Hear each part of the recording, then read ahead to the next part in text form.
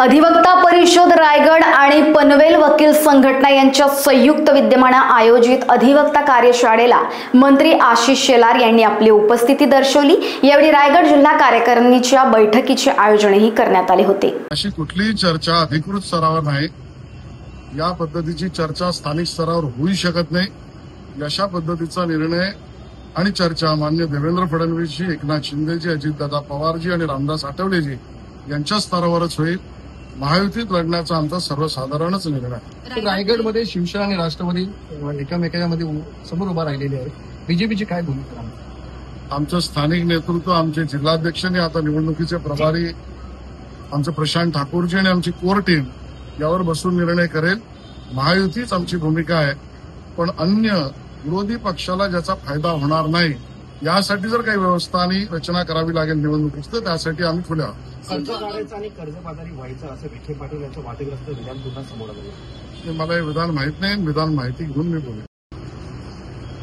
अधिवक्ता परिषद आणि वकिलांची संघटना रायगड आणि पनवेल यांच्या संयुक्त विद्यमाने आयोजित केलेल्या या कार्यक्रमामध्ये महाराष्ट्र विशेष जनसुरक्षा कायदा या विषयावरचं व्याख्यान होतं आणि त्यामुळे देशभरात दुर्गम भागातून सुरू झालेला नक्षलवाद शहरी भागापर्यंत फ्रंटल ऑर्गनायझेशनच्या रूपानं माओवादी कडवे डावे न्यायालयीन शब्दानुसार यांनी उभ्या केलेल्या नवीन चेहऱ्यासहित त्या सहभागितेमध्ये इन्फ्लुएन्स करून गुंतवलेल्या जनतेच्या भावनांना विपर्यास करणं, या सगळ्याच्या वर संघटना बंदी आणण्याची आवश्यकता सर्वोच्च न्यायालयाने सांगितली। केंद्र सरकारने सूचित केलं, महाराष्ट्र सरकारने नागरिकांच्या सूचनापासून संयुक्त विधेयक समितीपर्यंत ज्यावर खल केला, त्यानंतर जो कायदा महाराष्ट्र विशेष जनसुरक्षा कायदा आला, तो कसा संविधानिक, संविधानाअंतर्गत देशाच्या, राज्याच्या, मानवतेच्या हिताचा आहे याबद्दलचं विश्लेषण या ठिकाणी मी मांडलं। सर, मुंबई महानगरपालिकेच्या निवडणुका, मुंबई महापालिकेच्या निवडणुका असो, राज्यातल्या नगरपालिकांच्या निवडणुका असो, नगरपंचायतीच्या निवडणुका असो, जिल्हा परिषदेच्या निवडणुका असो, या सगळ्यामध्ये माननीय देवेंद्रजी फडणवीसजींच्या नेतृत्वात आणि माननीय प्रदेश अध्यक्ष रवींद्रजी चव्हाण यांनी केलेल्या मार्गदर्शनानुसार संघटनेच्या कडून पडताळणी आणि फॉलोअप आणि फीडबॅकची व्यवस्था पूर्ण झाली। कार्यशाळा सुद्धा या विषयातली झाली। उमेदवार आणि उमेदवारांच्या नावाच्या निश्चितीची कार्यपद्धती सांगितली गेली। या सगळ्यांवर अंतिम निर्णय करण्यासाठी 11 तारखेला सकाळी 9 वाजल्यापासून वर्षा बंगल्यावर बैठक होईल।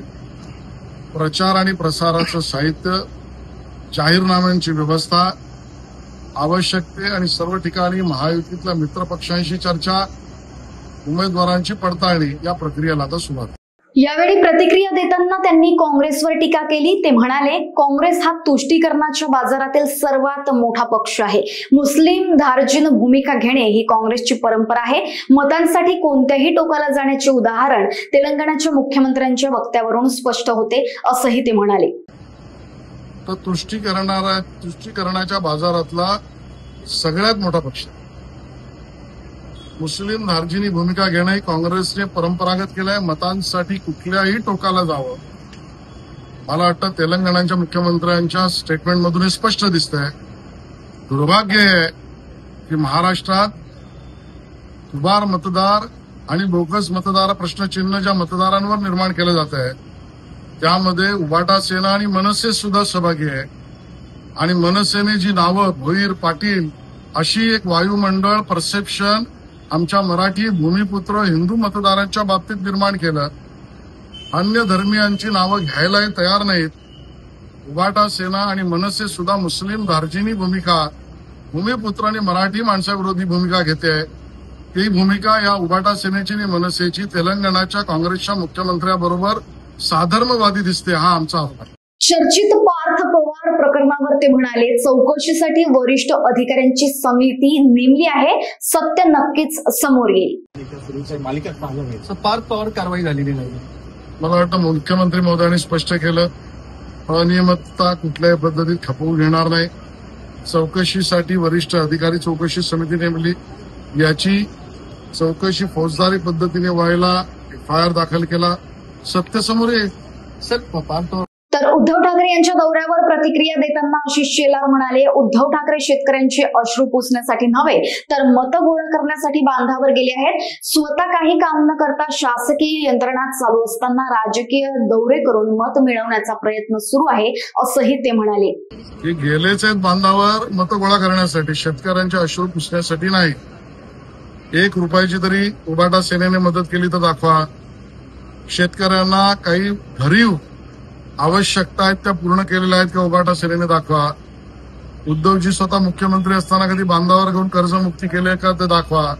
त्यामुळे स्वतः काही करायचं नाही. ज्या व्यवस्था शासकीय चालू आहेत, 8,000 कोटीच्या वर निधीचं वाटप होत आहे, अजूनची व्यवस्था आपण करतो. अशा वेळेला मतं आपल्याकडे उरणार नाहीत. असा मतं गोळा करण्याचा दौरा उद्धवजींचा दौरा आहे. सर आज लोकवाहिनी न्यूज करिता ब्युरो रिपोर्ट, नवी मुंबई.